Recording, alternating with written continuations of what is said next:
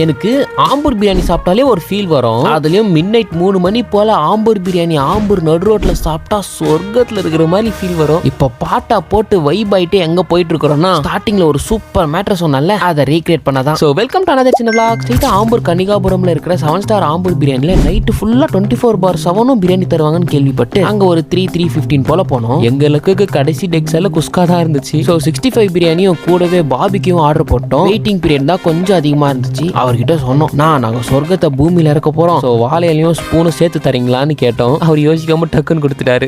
அப்படியே வண்டி எடுத்து பக்கத்துல ஒரு காலி இடம் இருந்துச்சு. அங்க போய் வண்டியை நிறுத்தி வாழையில விரிச்சு தண்ணியை தெளிச்சு பிரியாணியை கொட்டி பார்பிக்யூவை போட்டு எல்லாத்தையும் மிக்ஸ் பண்ணி ஆம்பூர்ல சாப்பிடும் போது சொர்க்கத்தை காட்டுற ஃபீல். நல்லா சீரக சாம்பார் அரிசியில் அடி மசாலாவோட சாஃப்டான சிக்கன் பீசஸ்லாம் வச்சு மெர்சல் ஆக்கிட்டாங்க. நீங்க ஆம்பூர் கிராஸ் பண்றப்ப இந்த கடையில் ஆம்பூர் பிரியாணி சாப்பிட்ருக்கீங்களான்னு கமெண்ட் பண்ணுங்க.